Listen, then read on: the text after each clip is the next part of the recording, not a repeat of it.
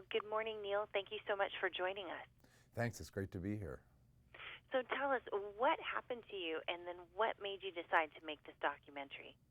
Well, I'm an amateur triathlete, and 4 years ago in Santa Barbara, I was training on a very steep road. It's Gibraltar Road. I was done training. Time to come home. I was late for dinner, so I was just racing down.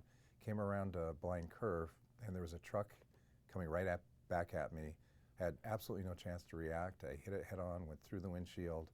I broke 16 bones in 26 places. I collapsed both lungs, bruised my heart. I had a massive concussion and brain bleed.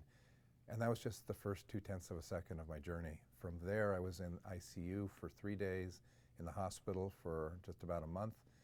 Came home, I walked after 2 months. I was in intensive rehab for about 4. And then I started training for the Santa Barbara Triathlon.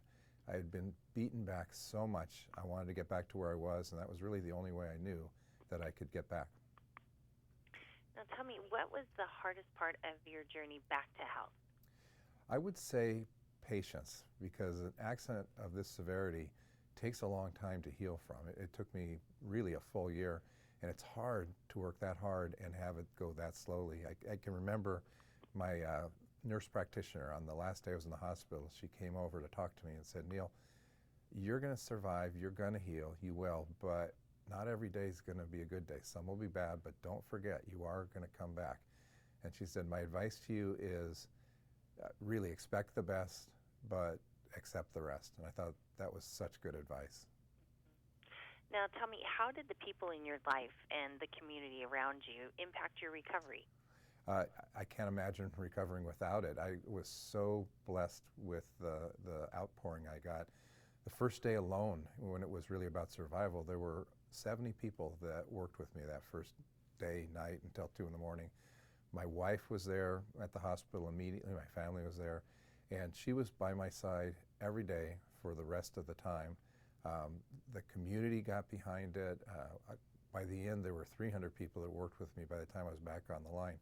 And I just don't know how you come back without that kind of support. It's really amazing. And tell us, how are you feeling today? Do you have any races on the horizon? You know, I actually feel amazing. I'm 100% healed, which I think surprises some people, but it's just what the body knows how to do. In terms of racing, I don't race anymore, and the reason is simple. I don't go fast anymore because I don't want to get injured again. And if you're not going to go fast, then there's no point racing. But I do train.